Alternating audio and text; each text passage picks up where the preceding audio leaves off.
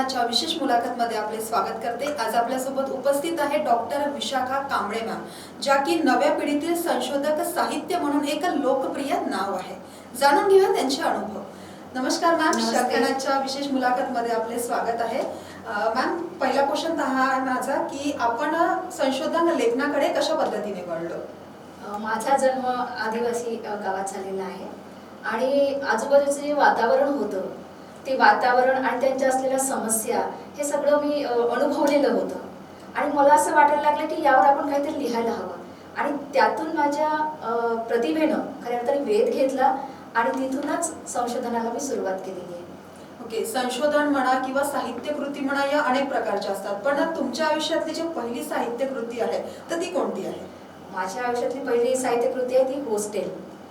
मी हॉस्टेलला राहिलेले आहे आणि 14 वर्ष मी हॉस्टेलला राहिले आणि हॉस्टेलला असताना मला असं वाटायला लागलं की माझ्या हॉस्टेलला ज्या विद्यार्थिनी आहेत किंवा ज्या स्टुडंट आहेत त्यांच्या जीवनामध्ये अनेक समस्या आहेत। ते प्रश्न घेऊन आपल्या या हॉस्टेलमध्ये आलेले आहेत, तर त्या प्रश्नांचं निराकरण व्हावं, त्यांना मी काहीतरी त्या प्रश्नाच्या दृष्टीने एक उपाय म्हणून किंवा त्यांची भावना, त्यांची वेदना, त्यांच्या व्यथा ह्या मी माझ्या कलाकृतीमध्ये मांडायला हव्यात असं मला वाटलं आणि मग त्यातूनच हॉस्टेल या कादंबरीची निर्मिती झाली। आपल्या सर्वांना माहिती आहे मॅम की वाङ्मय हे अनेक प्रकारचे असतात, पण वाङ्मयातला जो तुमचा आवडता प्रकार आहे तो कोणता आहे आणि त्याबद्दल आमच्या प्रेक्षकांना काही सांगू इच्छिता? तर वाङ्मयामध्ये तसं तर वाङ्मय हाच माझा आवडता प्रकार आहे आणि वाङ्मयामध्ये जे प्रकार आहेत जसं कथा असेल, कादंबरी असेल, कविता असेल, हे सगळे वाङ्मयाचे प्रकार आहेत। त्यानंतर वैचारिक लेखन, संशोधन, चरित्रात्मक लेखन, ललित वाङ्मय हे सगळे प्रकार आहेत, परंतु मी सगळ्याच प्रकारात समावेश करण्याचा प्रयत्न केलेला आहे। फक्त ललित वाङ्मय आता सध्या लिहित आहे मी। त्यामधला मला आवडता प्रकार म्हणजे वैचारिक वाङ्मय आणि संशोधनात्मक वाङ्मय, कारण इतर जे वाङ्मय प्रकार आहेत जसं कविता असेल, कथा असेल, नाटक, कादंबरी हे सगळे ललित प्रकार आहेत। त्यापेक्षाही मला जर काय आवडत असेल तर ते वैचारिक आणि संशोधनात्मक आणि मी यामध्ये बरंचसं काम केले। आता जसं मॅम तुम्ही वैचारिक म्हटलं तर नेमका वैचारिकच का? तर वैचारिक या वाङ्मय प्रकारामध्ये आपण लोकांचं म्हणजे एका व्यक्तीकडून म्हणजे यष्टीकडून समष्टीकडे जाणे, ओके, हा जो भाग असते म्हणजे एका व्यक्तीकडून अनेक समूहाकडे जाणे किंवा अनेक व्यक्तीकडे जाणे, तर हा जो भाग असते एक हा परिवर्तनाचा भाग असतो, हा एक प्रबोधनाचा भाग असतो आणि हे प्रबोधन समाजाकरता फलदायी ठरत असते आणि म्हणून मी याकडे वळले होते। मॅम, जसं तुम्ही संशोधनाकडे वळण्याचा तुमचा मेन उद्देश काय आहे? संशोधन हे कसं मला जन्मजातच याची आवड होती आणि मला असं वाटायचं की का जेव्हा निर्माण होते जीवनामध्ये आपल्या, तर का मध्ये सर्व काही दडलेलं असतं, संशोधन दडलेलं असतं आणि मला असं वाटायचं की आपण काहीतरी नवीन नवीन शोध लावलेत पाहिजे आणि माझ्यावर सायन्सचा खूप प्रभाव होता। जे स्टीफन हॉकिंग जसे आहेत, त्यांचं निधन झालं आता 2 वर्षापूर्वी, तर त्यांचा माझ्यावर खूप प्रभाव होता। त्यानंतर अल्बर्ट आइन्स्टाईन, डार्विन, न्यूटन या सायंटिस्टचा, या शास्त्रज्ञाचा माझ्यावर खूप मोठा प्रभाव होता आणि मला असं वाटलं की संशोधन क्षेत्रामध्ये आपण उतरलं पाहिजे आणि म्हणून मग मी संशोधन करायला लागले आणि जे असं संशोधन करायला लागले की जे आव्हानात्मक आहे। मला आव्हान पेलवणं जास्त आवडतं ओके, आणि म्हणून हे आव्हानात्मक म्हणून मी या संशोधनाचं या क्षेत्राकडे वळले। जसं की तुम्ही सांगितलं तुम्ही संशोधनाला ही सुरुवात केली, तर आयुष्यातलं तुमचं जे पहिलं संशोधन आहे ते कोणतं आहे आणि कशा पद्धतीने ते सक्सेस झालेलं आहे? तर माझं पहिलं संशोधन होतं UGC ग्रँट कमिशनद्वारे, जे मायनर प्रोजेक्ट असतात आणि मेजर प्रोजेक्ट असतात। तर मी झाडीपट्टी रंगभूमी यावर पहिला प्रोजेक्ट केला। UGC ग्रँट कमिशन दिल्ली यांच्यातर्फे हा प्रोजेक्ट होता, तो झाडीपट्टी रंगभूमी होता आणि नंतर मेजर प्रोजेक्ट केला त्यांच्यातर्फेच, तो होता दंडार। जे आदिवासी समाजामध्ये ज्या दंडारी होतात, जे लोकनाट्य विशेष लोकप्रिय आहे, तर यावर मी काम केलं आणि दंडार मला असं वाटतं की आदिवासीचा लोकनाट्याचा तो एक कणा आहे, कारण जे रेला नृत्य आहे या रेला नृत्यातूनच लोकनृत्य नंतर पुढे लोकनाट्याची निर्मिती झाली असं मला वाटतं आणि म्हणून यावर मी संशोधन केलेलं आहे। जसं तुम्ही झाडीपट्टीचा उल्लेख केलाय मॅम, तर त्यामध्ये नेमकं कशा प्रकारचं तुम्ही संशोधन केलेलं आहे की नेमकं झाडीपट्टी म्हणजे काय किंवा लोकांना ते माहिती पण नाही, तर त्याबद्दल आमच्या प्रेक्षकांना काय सांगू शकता तुम्ही? तर झाडीपट्टीमध्ये झाडी बोलीवर मी काम केलेलं आहे, ते संशोधनात्मकच आहे, त्याला 12 वर्ष लागले. त्यानंतर झाडिया जमात, ही जमात भारतीय गॅझेटमध्ये या जमातीचा उल्लेख नाही आहे, त्यामुळे या जमातीला कोणत्याही सोयी सुविधा सवलती नाही आहेत सरकारच्या, नाही. आणि यापासून ती जमात वंचित आहे. तर यावर मी 12-13 वर्ष काम केलं आणि नुकतंच ते पुस्तक प्रकाशित झालं. साहित्य प्रसार केंद्र नागपूरने ते पुस्तक प्रकाशित केलं आता. आतापर्यंत जे तुमची पुस्तक निर्मिती आहे ना, आपण सर्वांना माहिती आहे की तुम्ही फार मोठ्या प्रमाणात पुस्तक निर्मिती केलेली आहे, तर त्यातली जी तुमची आवडती आहे तर ती कोणती आहे आणि तीच का, कशा पद्धतीने? हॉस्टेल ही माझी पहिली कलाकृती आहे आणि पहिल्या कलाकृतीवर किंवा या निर्मितीवर, या सृजनशीलतेवर प्रत्येकाचं प्रेम असते आणि माझंही प्रेम आहे ते म्हणजे हॉस्टेलवर.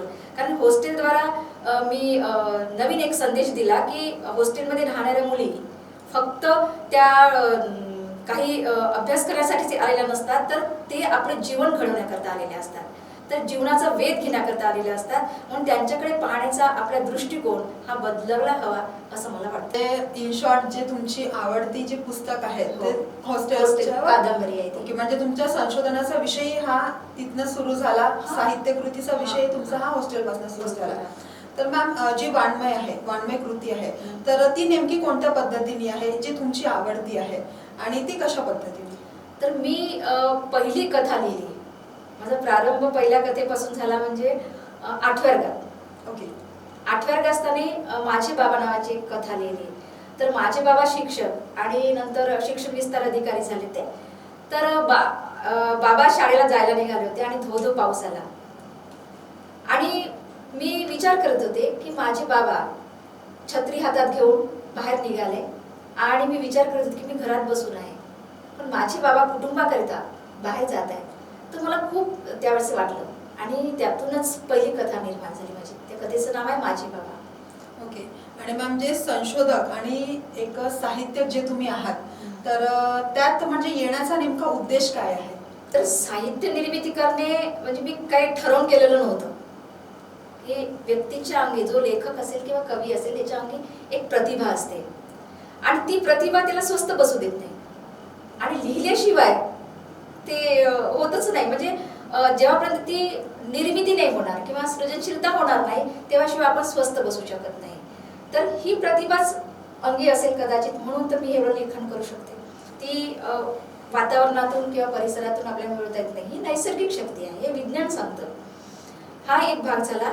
आणि दुसरं म्हणजे जे मी स्टोन सर्कलवर काम केलेलं आहे संशोधनामध्ये, तर मला असं वाटायला लागलं की मी 7 वर्षाची होती त्यावेळेस आणि माझ्या मामाचं निधन झालं होतं आणि मामाचं निधन झाल्यानंतर ते दुसऱ्या दिवशी आले नाही, कारण त्यांचं निधन झालं. तर मला असं वाटलं की ते गेले तरी कुठे. मग माझ्या आईने सांगितलं की त्यांना स्मशानभूमीत नेऊन त्यांचा अंत्यसंस्कार करण्यात आला. तर अंत्यसंस्कार हा सुद्धा प्रकार काही मला माहिती नव्हता आणि मला असं वाटलं की स्मशानभूमी हा शब्द मी पहिल्यांदा ऐकला आणि मी ठरवलं की मनुष्य मृत्यू झाल्यानंतर तो कुठे जातो किंवा काय करतो. आणि मी ज्या भागात राहत होते हा आदिवासी भाग होता आणि त्यामुळे त्या भागामध्ये अतिशय अंधश्रद्धा, रूढी-रीती परंपरा, त्यानंतर लावडी हा जो प्रकार आहे लोकांच्या मनात आहे, हा, त्यानंतर अंगात येणे, हे सगळे प्रकार मी बघितलेले होते आणि मला असं वाटलं की यावरच आपण संशोधन केलं पाहिजे. आणि म्हणून मग मी स्मशानभूमीचा वेध घ्यायला लागले आणि तिथून स्मशानभूमीवर संशोधन माझं सुरू झालं. आज गेली 20 वर्षापासून मी स्मशानभूमीवर काम करते. तर जे तुम्ही काम करत आहे मॅम स्मशानभूमीवर, तर त्यात नेमके काय काय म्हणजे भाग आहेत? तर भारतातील सर्वाधिक उंचीचा वीरस्तंभाचा मी शोध लावलेला आहे आणि कोठरी नावाचं एक गाव आहे चामोर्शी तालुका, गडचिरोली जिल्ह्यामध्ये. तर त्या गावी हा वीरस्तंभ सापडला आणि हा 15 फूट उंचीचा आहे अंदाजे आणि हा भारतातील पहिला वीरस्तंभ ठरलेला आहे. त्यानंतर मानवाकार वीरस्तंभ, जो मानवाचा आकार असतो, हा मानवाकार वीरस्तंभ खोडदा नावाच्या गावात सापडला, चामोर्शी तालुक्यामध्येच आहे ते गाव. आणि नंतर मी दगडीरास, स्टोन सर्कल, एकेरी स्टोन सर्कल, दुहेरी stone circle, white stone circle, असे अनेक स्टोन सर्कलचा शोध घेतला. म्हणजे आपल्या नागपूर परिसरामध्ये विशेष सांगायचं म्हणजे मला अभिमान वाटतो त्या गोष्टीबद्दल. नागपूरचा. मला नागपूरचा अभिमान आहे खूप. तर विशेष सांगायचं म्हणजे की जगामध्ये फक्त न्यूयॉर्क शहरामध्ये हे स्टोन सर्कल आढळतात. जो आदिवासी जमात आहे तिथे हे स्टोन सर्कल आढळतात. आणि त्यानंतर भारतामध्ये विशेषत्वाने नागपूरमध्ये म्हणजे विदर्भ, नागपूर आणि नागपूर परिसर यामध्ये स्टोन सर्कल आढळतात. आणि यावर मी संशोधन बरंच केलेलं आहे. आता जसं तुम्ही स्टोन सर्कलचा उल्लेख केलाय ना, तर नेमकं यात काय आहे? तर स्टोन सर्कल जे आता मी तुम्हाला सांगितलं जसं विरगड सांगितलं, त्यानंतर दगडी रास, त्यानंतर मानवाकार स्तंभ, एकेरी रांग, दुहेरी रांग, तर दगडी रास, ह्या सगळे जे आहेत हे दफन संस्काराची पद्धती आहेत. त्या प्राचीन कालखंडामध्ये दफन करताना जसं गावातले एखादा मुखी असेल, नाईक असेल किंवा एखादी वीर व्यक्ती असेल, या व्यक्तीच्या स्मरणार्थ हे वीरस्तंभ उभारले जायचे. आणि हे दगडी रास किंवा स्टोन सर्कल उभारले जायचे. जेवढा व्यक्ती मोठा असेल त्याच्याकरता मोठा दगड, किंवा आणखी त्यापेक्षा मोठा व्यक्ती असेल तर त्याला दुहेरी दगड लावले जायचे. तर असे हे स्टोन सर्कल आपल्याला आढळतात. जसं नागपूर परिसरामध्ये जर आपण बघितलं तर जुना पाणी, त्यानंतर हिंगणा, त्यानंतर इथे नयाकुंड, कुही, या ठिकाणी हे सगळे स्टोन सर्कल आपल्याला आढळतात. मॅम, जे आतापर्यंत अप्रकाशित झालेली जी तुमची साहित्य कृती आहे ती कोणती आहे? ह्या जो लॉकडाऊनचा कालखंड जो होता, या कालखंडामध्ये मला असं वाटलं की या कालखंडाचा काय सदुपयोग केला पाहिजे आपण. तर मी 16 मार्चला कादंबरीला मी सुरुवात केली.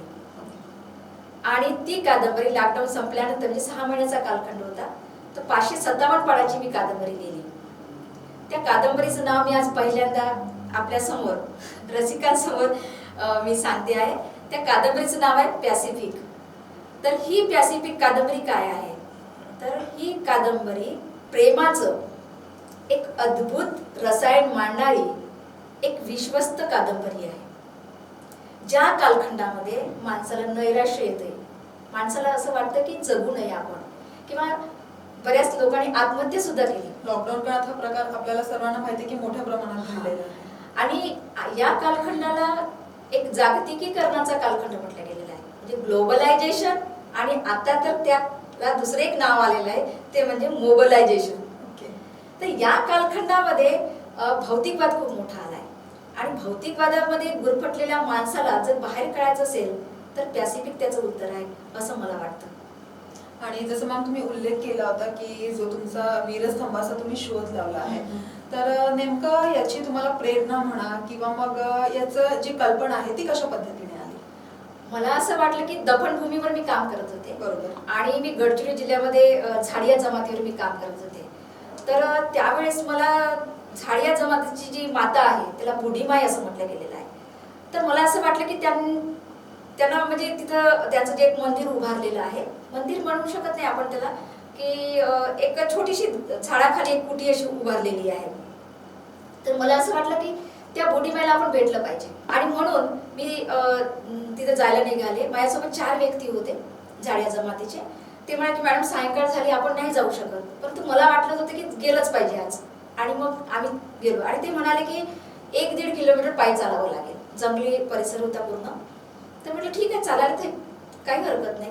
आणि मग आम्ही तिथे निघालो. गेल्यानंतर अतिशय घनदाट जंगल होतं आणि स्मशानभूमी होती. आणि स्मशानभूमी असल्यामुळे थांबले मी, जो तुमचा आवडता विषय होता. आणि मग एकदम मला वीरस्तंभ दिसला आणि तिथे शोध लागला. आणि मग मी नंतर 1 तास तिथे थांबल्यानंतर त्या स्मशानभूमीत पुढे गेले. तर असा शोध लागला या वीरस्तंभाचा. ओके. आणि आतापर्यंत म्हणजे किती लोकांना माहिती आहे की अशा प्रकारचा वीरस्तंभ आहे किंवा होता? तर मी त्यानंतर पुरातत्व विभागात गेले नागपूर विद्यापीठाच्या. आणि त्यांना मी सांगितलं की मी असं असं शोध लावलेला आहे, तुम्हाला काय वाटतं? तर ते म्हणाले की आमच्या रेकॉर्डला आतापर्यंत 4 किंवा 5 फुटाचे आढळतात, आणि भारतात पण मला काही आढळले नाही. तर त्यामुळे मला असं वाटतं की हा सर्वाधिक उंचीचा वीरस्तंभ आहे तुम्ही जो शोध लावला. आणि मग मी वृत्तपत्राला बातमी दिली. लोकमत आहे, सकाळ आहे, या वृत्तपत्राला बातम्या आल्या आणि त्यानुसार लोकांना माहिती पडली की या प्रकारचा वीरस्तंभ आहे. आता जे काही तुम्ही सांगितलं मॅम, एक साहित्यक म्हणावं किंवा मग नाटककार म्हणावं, तर याची जी प्रेरणा आहे तर ती तुम्हाला कशापासून मिळाली किंवा कोण प्रेरणा? माझे बाबा झाडीपट्टी रंगवून काम करायचे आणि बाबा स्वतः नाटक म्हणजे दिग्दर्शक होते. स्वतः स्त्री पात्र केलं माझ्या बाबाने कित्येक नाटकांमध्ये. तर मला असं वाटायचं की बालपणापासून मला नाटकाची खूप आवड होती. मला खरं तर अभिनेत्रीच व्हावं असं वाटत होतं पहिल्यांदा. आणि म्हणून अभिनेत्री होण्यासाठी मी 12वीत असताना एका नाटकात मला भूमिका मिळाली. परंतु माझे बाबा म्हणाले की आता सध्या 12वीचं वर्ष आहे, तर यावर्षी नको करू, पुढच्या वर्षी मी तुला SNDT मध्ये टाकेल तुला प्रशिक्षणाकरिता.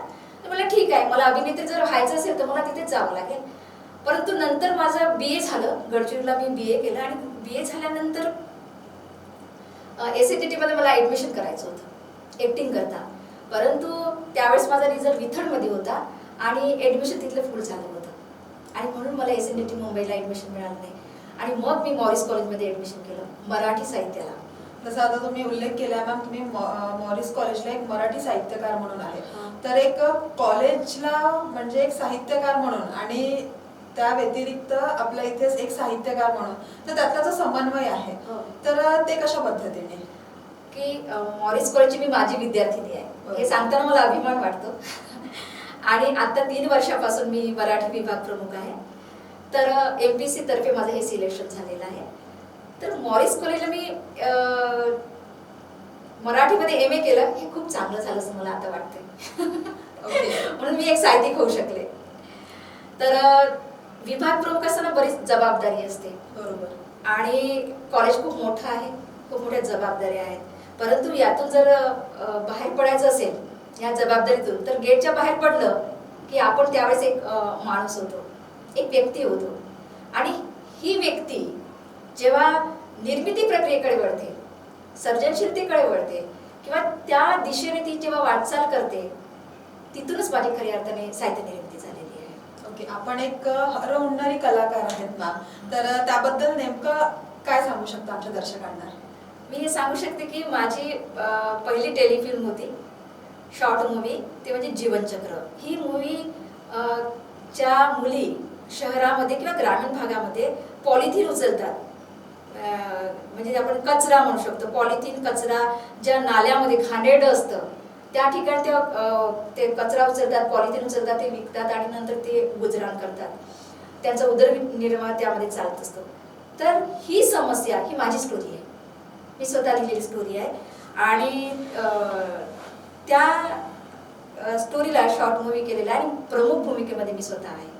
तर त्यातले जे अनुभव आहेत तुमचे, तर ते कशा पद्धतीने होते? ते अनुभव आम्ही शूटिंग इकडे एका जंगलामध्ये केलेलं होतं. मला असं वाटतं की मी एका ठिकाणी एक मराठी विभाग प्रमुख आणि दुसऱ्या ठिकाणी एक कचरा उचलणारी मुलगी. तर जे ड्रेस आम्ही मागितले होते, म्हणजे बाहेरून मिळवले होते ते ड्रेस, तर ते ड्रेस इतके घाणेरडे होते की जे ड्रेस आपण घालू शकत नव्हते किंवा अंगावर खाज येईल असे ड्रेस होते.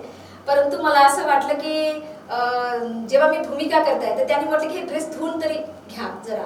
मी म्हटले नाही, मी ड्रेस धुणार नाही, कारण ते तसेच घालणार नाही, कारण त्या मुली ज्या ड्रेस घालतात तोच ड्रेस घालणार. आणि दुसरा मी मेकअप अजिबात केला नाही, कारण त्या मुली मेकअप मध्ये थोडी असणार. बरोबर. तर त्या दृष्टीने तो काम केलेलं आहे. परंतु तिथला एक सीन मला अतिशय आवडतो.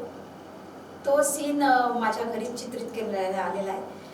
तो सीन आहे जेव्हा तो नायकाला माहित होती की मी मरणार आहे आणि ती नायिका जेव्हा त्याला समजवते की काही काळजी नको करू, मी आहे, मैं हूं ना आपके साथ, असं जेव्हा ती म्हणते, तर तो जो सीन इतका इमोशनल आहे. तर त्या सीनच्या वेळेस मला खूप खरं तर टेन्शन होतं, कारण वन टेक शॉट घ्यायचा होता तो. आणि तो जो नायक होता, लोकेश नावाचा नायक होता माझ्यासोबत, त्यांनी म्हटलं की मॅडम हा सर्वात इम्पॉर्टंट सीन आहे आणि डायरेक्टरनी पण सांगितलं होतं आम्हाला, आणि हा वन टेक झाला पाहिजे. आणि त्या सीनची मला खूप भीती होती खरं तर. परंतु मी तो सीन इतका इमोशनल सीन आणि ते डायलॉग ते मी वन टेक शॉटमध्ये दिलं.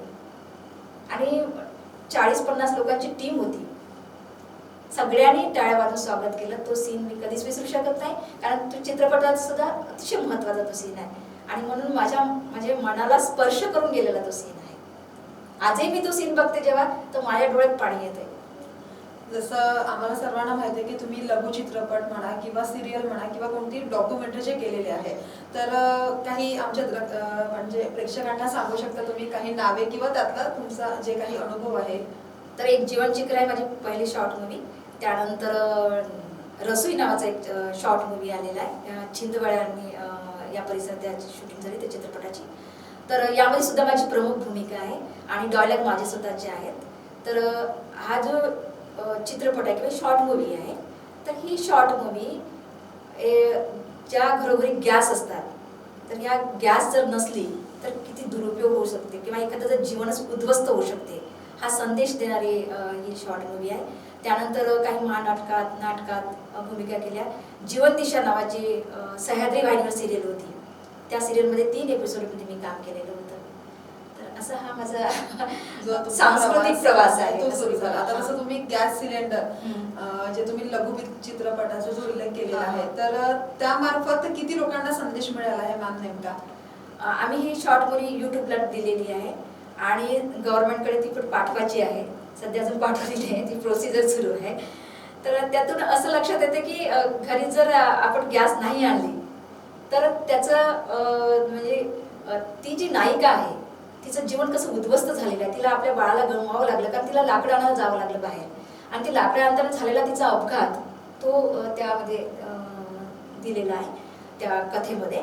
तर अशा अनुषंगाने एक स्त्रियांसाठी एक फार मोठा संदेश आहे ती फिल्म. म्हणजे फक्त काम करणे किंवा सांस्कृतिक दर्शन घडवणे असं नाही, तर त्यातून एक नवीन संदेश देणं आहे असं मला वाटतं. जसं एक साहित्यकार म्हणून मॅम तुम्ही जे नवीन पिढी आहे, ऍक्च्युली आपल्या सर्वांना माहिती आहे की ग्लॅमरस हे आजच्या पिढीत खूप जास्त प्रमाणात आहे, पण एक जो साहित्यकार म्हणून आहे किंवा एक साहित्यिक जो असतो, तर त्याचं म्हणजे नेमकं काम काय आहे किंवा काय उपदेश देऊ शकता तुम्ही आमच्या नवीन पिढीला?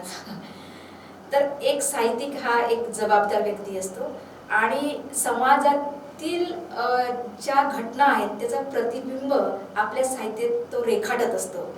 एक रेखाचित्र तो निर्माण करत असतो. त्याची कलाकृती जी आहे ती कलाकृती म्हणजे ती फक्त एक पुस्तक नाही किंवा ग्रंथ नाही किंवा कलाकृती नाही, तर ते एक त्यांनी समाजाचं निर्माण केलेले एक रेखाचित्र असते. आणि हे रेखाचित्र एक छोटं मोठं नसते, तर एक भव्य असते. तर साहित्य हे वैश्विक असते आणि वैश्विक जर विचार केला आपण तर आज समाजामध्ये संशोधनाची फार गरज आहे. म्हणून मला असं वाटतं की फक्त साहित्य निर्मिती नसावी, तर संशोधनातून साहित्य निर्मिती जर झाली तर त्याचा उपयोग आपल्या वैश्विक स्तरावर जास्तीत जास्त होईल, आपल्या समाजाला होईल आणि माणसाच्या उत्क्रांती करता त्याचा उपयोग होईल असं मला वाटतं. एक शेवटचा क्वेश्चन विचारू इच्छिते मॅम की एक साहित्यिक किंवा एक कलाकार म्हणून जेव्हा आपण नागपुरात वावरतो तर त्याला किती मोठ्या प्रमाणात प्राधान्य आहे? प्राधान्य आहे कारण एक साहित्यिक हा कधी मरत नसतो, त्याची कलाकृती ही चिरकालीन टिकत असते. तर आज जरी आपण नसलो तरी पण त्याची कलाकृती मात्र कित्येक पिढ्या चालत असते. तर साहित्याला अक्षरवाङ्मय असं म्हटलेलं आहे, म्हणजे ज्याचा कधी क्षय होत नाही असं ते अक्षरवाङ्मय, आणि म्हणून त्यातलं प्राधान्य आहेच आणि राहणार आहे भविष्यामध्ये.